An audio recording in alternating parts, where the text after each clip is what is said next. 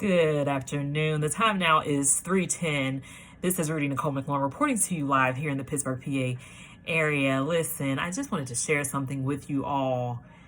I just think it's imperative that you all know that it matters the type of leader that you sit under. I think it's important that you sit under the proper leadership when you become saved. Hear me out. Hold on, let me sip a little bit of this here. Commercial break. Listen, there are two things I've learned when looking for good leadership and being under the right ministry. And this is coming from somebody who never church hopped. I don't believe in moving from church to church. I was blessed that I started off in a good church. And then when it was time to move on because I needed to be fed, in more detail, more extensively. Plus, the main reason why I left my home church that I had grew up in was because I had married at that time. And so, a house divided can't stand. So I couldn't remain at that church and that ministry, be married while my husband was at another church. It just doesn't work. I know people who tried it and I know people who do it, but in the long run, it just doesn't work. But that's moving on. That's not what I'm discussing here. And also big shout out to my church, Shekinah Faith Temple International Ministries. I thank God for great leadership. My leaders are amazing. Shekinah Faith is the overseer, is Apostle Dr. Gary B. McLaurin. And so I am taught the word but two qualities that I've seen in him, and I just think that every leader should possess is, for starters, you want to have a leader that's accessible. Whether there's a leader who has a congregation of 100 or 100,000. Now, hear me out. I know ministries that have grown and they have thousands and thousands of members. I mean, it's humanly impossible to reach every single member. But then also when you're a ministry that big, you also have like protocol in place. You have things in place that still designate a designated time that still allows your members to access you in some way, whether it's directly or indirectly. So, usually bigger churches, they have a team of people. They have leaders that they trust. They have leaders that are like the priests, like people. So you have those people in place. And so I just think, regardless of how they go about doing it, it's important that the members have that access. It's important that when you need to seek counsel and therapy, that you seek godly counsel and therapy. I believe in therapy. I believe in that.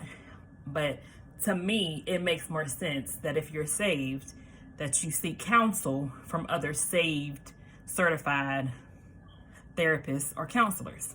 That's just me. And so that, to me, that's one of the main things. And then also, just side note, people, I know the main objective in ministry is to reach lost souls, but like too many times I see where, we reach these lost souls, but then what happens after that? You know what I mean? Like, just like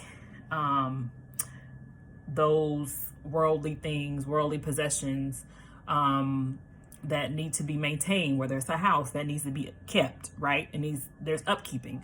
Whether it's a car, whether it's a new car or an old car, there still is upkeeping, like oil changes and tire rotations and washing it. You know what I'm saying? Like, just like you have those physical things, you have to, when it comes to your spiritual life and, when you get saved, that's just the beginning. A lot of people think once you get saved, oh, you're good.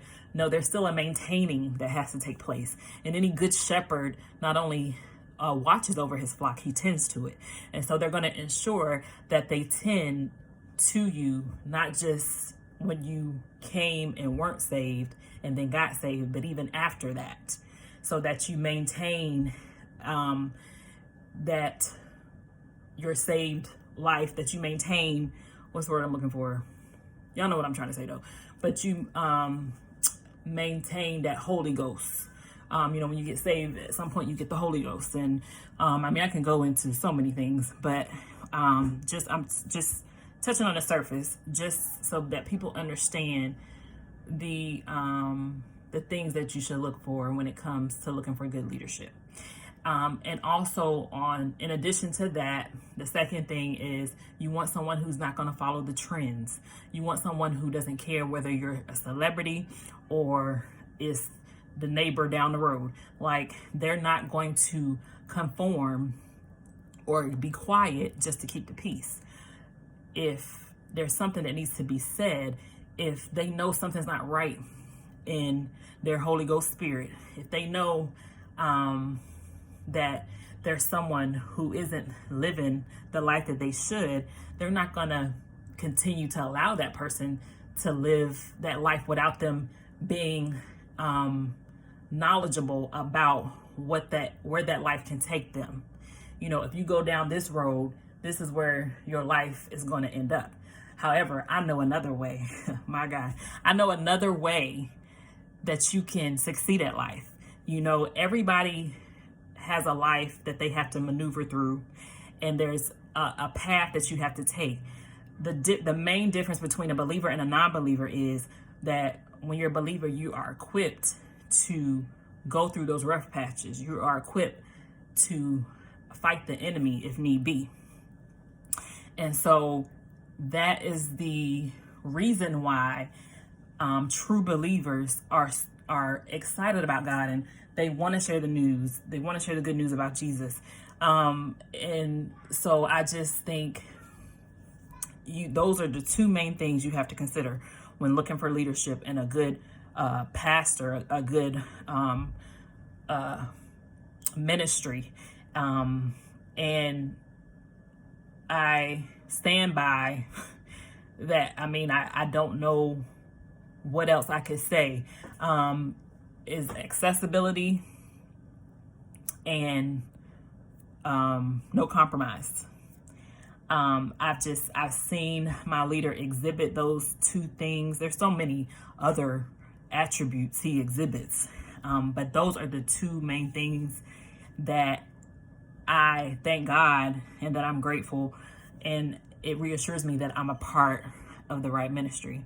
But yeah, I just felt the need to share that. I just want you all to know it, and that it's important. It's important that you go through this life with that right guidance and the right toolage. So yeah, wanted to share that. I can say so much more. There's so much more I want to delve into, and maybe I'll post a part 2 one day and go into detail about different things concerning this. But yeah, until then, be blessed. I love you all.